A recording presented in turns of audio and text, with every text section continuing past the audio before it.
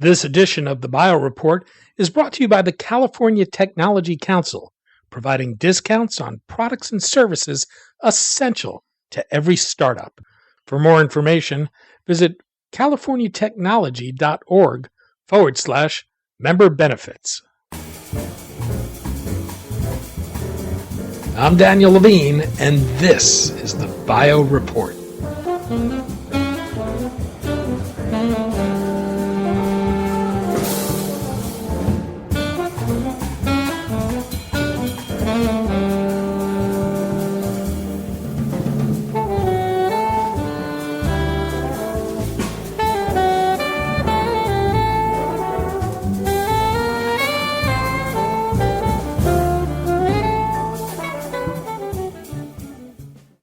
Concern about the spread of the Zika virus has sparked efforts to develop therapies and vaccines to counter it.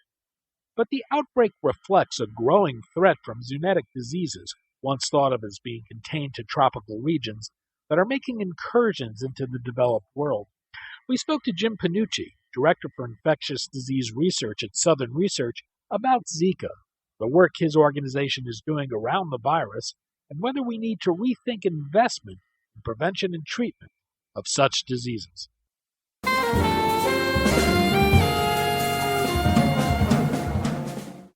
Jim, thanks for joining us.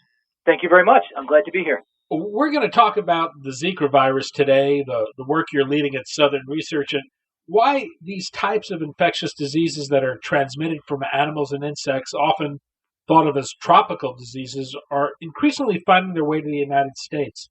Perhaps, though, we can begin with Southern Research itself, where you just joined. For listeners who may not be familiar with Southern Research, what is it do, and how is it funded? Yeah, I'm very excited to be a part of Southern Research. This was a great career move for me. It's a great organization.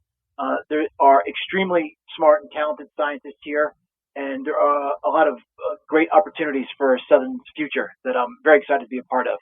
In terms of what the organization does, there are four main thrusts. We work in drug discovery, which is discovering cures to treat and prevent diseases. There's drug development, which is providing a continuum of drug development services. That would be, testing a client's product to make sure it works as intended, or that it's safe and potent to use in eventual human clinical trials. There's energy and environment, where we address critical energy needs and environmental challenges, and we are at the forefront of a lot of neat and interesting energy technologies. And then there's our engineering group that really focuses on solutions to very complex problems. And as an example of some of their historical work, they've been involved in NASA for many, many years, and have done a lot of really great and work that both the company and the nation should be proud of.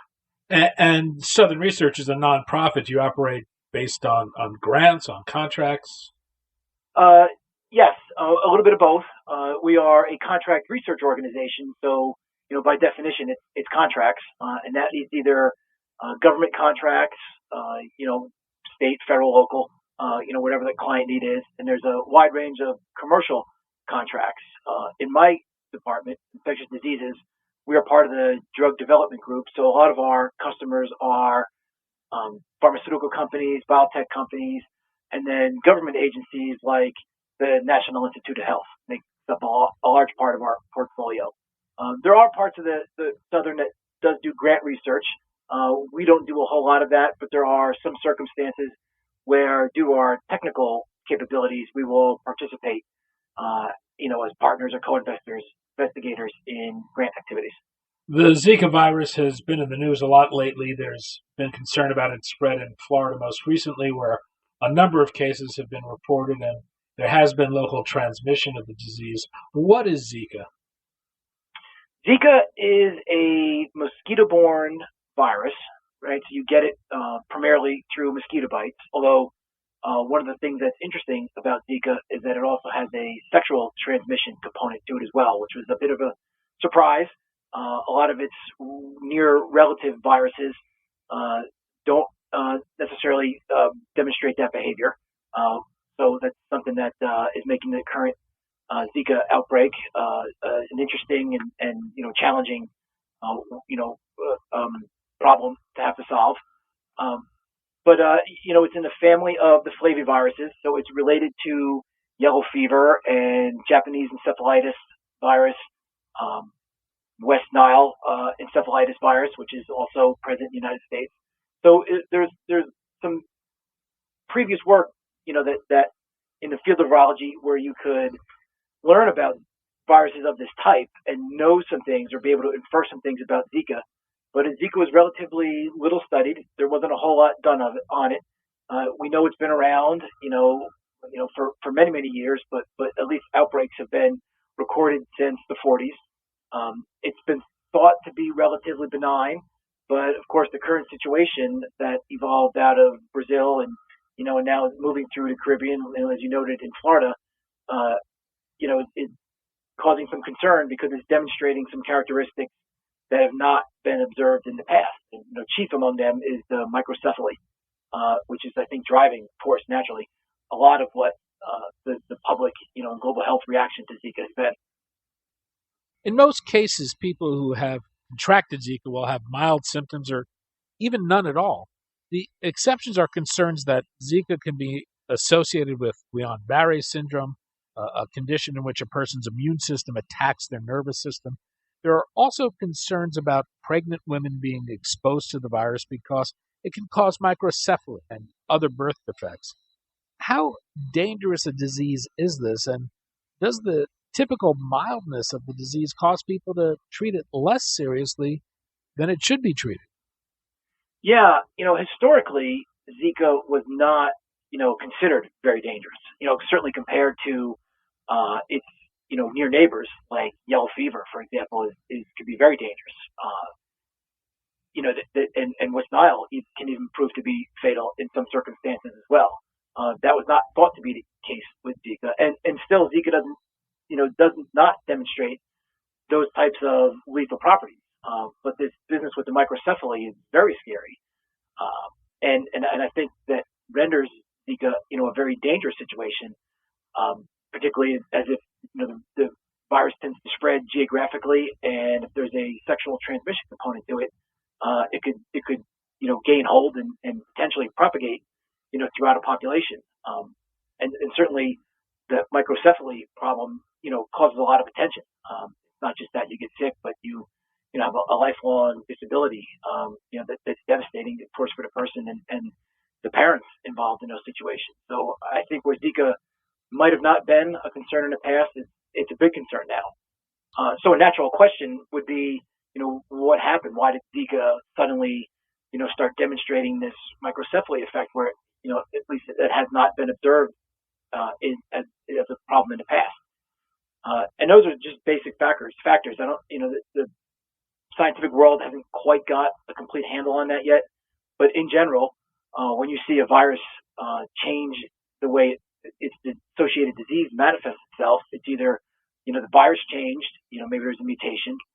There could be environmental factors at play. What else are those people exposed to that may be, working in tandem with the virus to make it worse?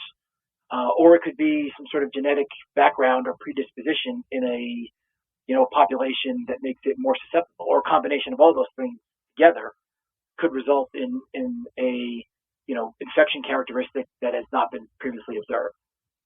Southern research is working in several areas around Zika. I thought maybe we could walk through those. You've Sure. developed cell assays for Zika. What's the significance of that?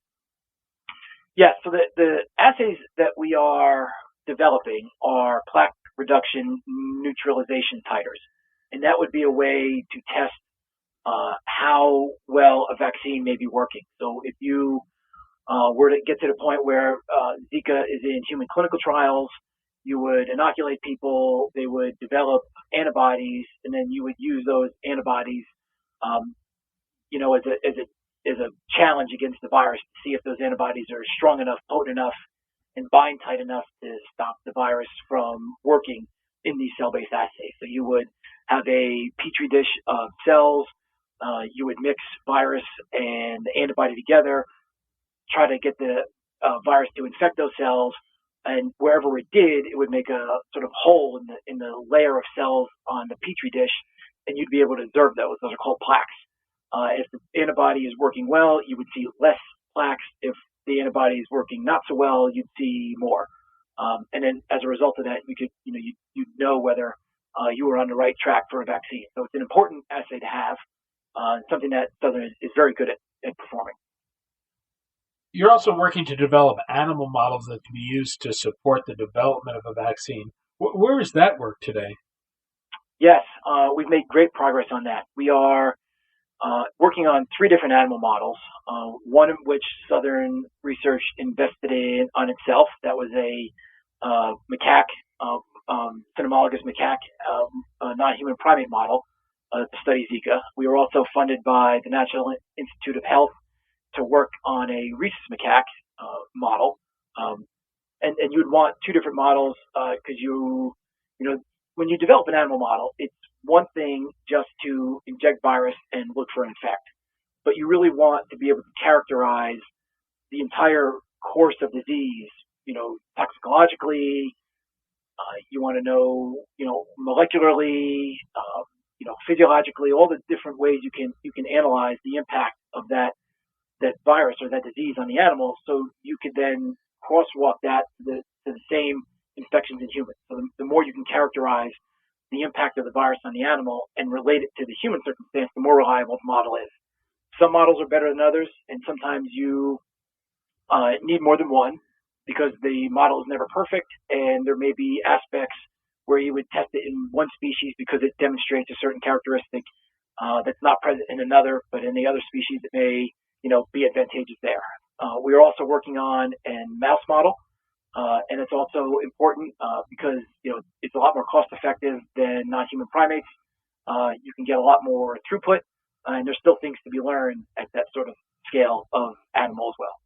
And are you doing any work to directly develop a drug or vaccine for Zika?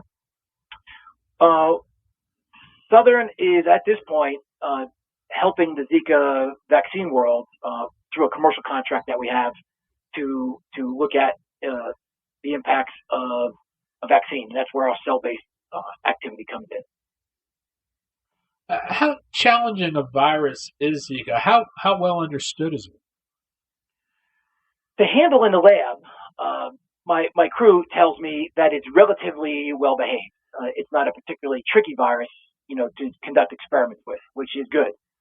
In terms of what's known about it, like I said earlier, it's relatively unstudied, and certainly, the scientific community is making up a lot of ground now. But because its near neighbors have been studied for decades, there's at least a baseline of, reasonably close data that you could at least know how to form big experiments around. There's some expectations you might have based on other viruses that are related that you could at least know whether you might be on the right track or not. So there's some helpful hints out there, but yeah, still a lot of hard work needs to be done for Zika.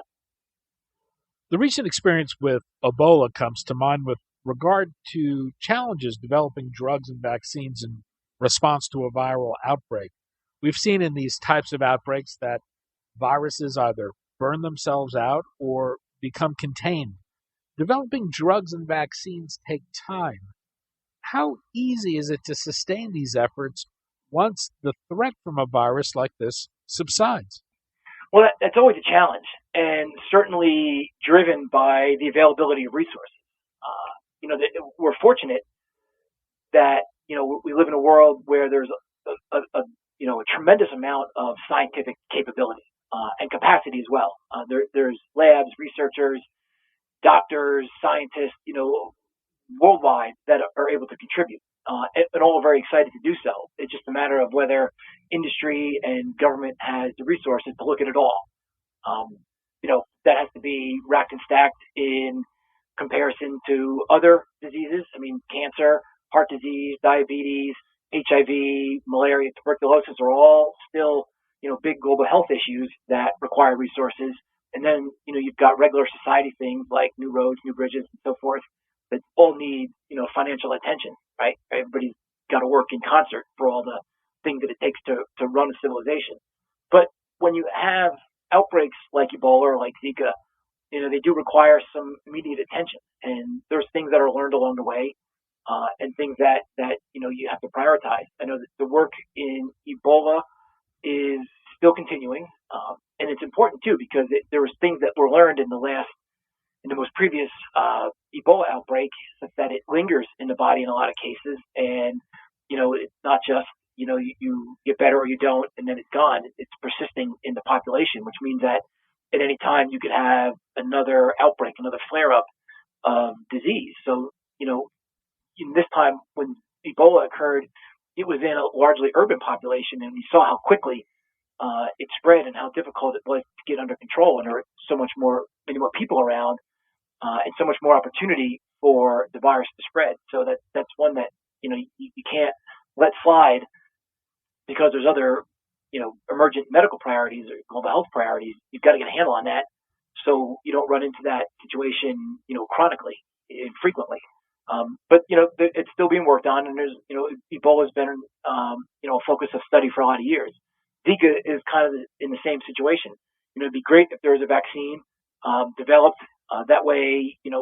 Even if the current outbreak subsides, you'll be able to prevent it if it looks like it's coming up in the future. Again, as we talked about before, generally mild disease, but this microcephaly complication is a very, very big deal, so that merits vaccine work to be able to prevent. The other challenge we saw with the development of drugs and vaccines for Ebola was that as the number of cases subsided, it was difficult to do a clinical trial. Is that going to be a problem here? Clinical trial volunteers, it's an interesting topic. There's some, disease types, vaccine types, drug types that attract more participation than others. But I think that because Zika involves, babies and fetal development and, the outcome of a healthy pregnancy, and that there's a potential method of transmission beyond mosquitoes, there's the sexual component to it, I think will sustain some interest. There'll be a lot of motivated people that will want to make a difference in this case, even after the outbreak subsides. Well, we're seeing a growing threat from zoonetic diseases, these tropical diseases that move from animal or insect vectors now, becoming more present in the United States. West Nile virus, chikungunya, dengue. What's driving these changes? Well, there's a couple. That's a good question. There's a couple of ways to look at it. From one perspective, things that we consider tropical diseases or limited to tropical areas now, two examples maybe yellow fever and malaria used to be, quite regular in North America, in the United States.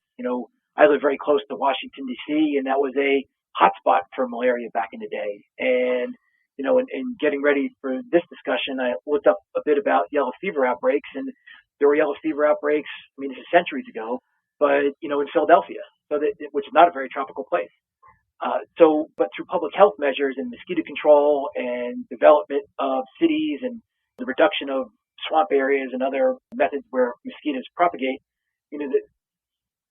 a lot of places got that geographic regions got their mosquito-borne insect viruses under control. But it's a big world, and there's a lot of places geographically where that's still a challenge, and a lot of those happen to be in the tropics. Other diseases like West Nile came here years ago, and it took hold, and dengue's moving around. It requires, particularly for the mosquito-borne viruses, the virus has to find a way into a new geographic area, and it has to find a suitable mosquito species to take hold in. So you have, that may be accidentally permissible. It may just find a new mosquito that it is okay living in, right? And that was one area where it could take hold. Another thing, due to environmental changes and species changes and changes in the mosquitoes themselves, they're able to get places where they've not been before. And then certainly the world is a lot smaller place than it used to be, so people are traveling more often in and out of endemic areas. So there's always travelers can get these diseases, and there's always a risk of them bringing them back, or even if those cases can be sequestered and mitigated, there's always a chance that the viruses just sort of march across the world. And we've seen that with diseases like chikungunya and dengue, where they've sort of erupted in remote areas of the world, but sort of steadily, almost systematically moved from one island, one continent, one country to another, and then next thing you know, they're global. So a lot of that could be opportunity-based, definition-based. Things are tropical because they've not had the chance, and certainly viral or any sort of disease migration probably falls and almost certainly falls under general ecology principles. A lot of the factors related to opportunity, environment, that infect animal species could still have a meaningful interpretation for viruses. So if you take an animal that lives on a continent and ask how it got to a remote island, well, if it's a bird, that's maybe not hard to understand. But if it's a land-based creature like an iguana or a turtle or a non-human primate or a monkey, and it got to an island, that's a more curious problem. And you couldn't just get one; they had to be pairs. They had to swim, or get blown over by a storm, or float on a tree, or however these things happen. Given enough time and enough chances of trying, sooner or later things just migrate. That's been the way of the world forever. Even humans have done this, migrating out of Africa, and even thousands of years ago managed to fashion or dig out canoes and get to remote islands. That's to borrow a line out of Jurassic Park, life finds a way. So no one ever likes it when an invasive species or a new type of infection, and it always seems kind of remarkable, but it's the way of the world, the way that nature conducts its business. As these diseases become greater threats, do we need to take them more seriously? What kind of strategies need to be put in place? Do we need to think differently about monitoring these diseases, and do we need to rethink investment in prevention and treatment of them? Yeah, very important. Great question too, and that brings up the problem of limited resources, right? So you always have to try to make do with less, or try to do more with less. You'd like to be able to treat every disease as if it was the highest priority, but then you just end up making a even higher priority, right? It's all important and it all needs to be looked at. I think the way to manage it, in my opinion, is to be very on top of surveillance and communication. To be constantly monitoring for new outbreaks and their impact. Are they different than they've been in the past? Is it a change in what we've seen previously, like Zika and the microcephaly? And how do we need to react to that? And then with the surveillance comes the need for reporting and communication. It may be one thing just for a remote geographical region to be watching for what happens, but that needs to be reported out so the rest of the world could be aware and then start responding. Flu is a great model for that. We know how bad flu can be. We know that even in mild years, it's still a serious disease. And then there's outbreak years or pandemic years where you've got a worse strain or set of strains that increase the problem. But the world is very good about monitoring for new flu outbreaks and then communicating that globally. I don't think the world is bad at new outbreaks like Zika. I think the response to that and Ebola too was pretty good. But it can, there's always room for improvement, and there's always room for better, more coordinated responses. And I think with each one that occurs, the overall global effort gets better, which is important. Jim Pannucci, Director for Infectious Disease Research at Southern Research. Jim, thanks so much for your time today. Thank you, Dan. It was great.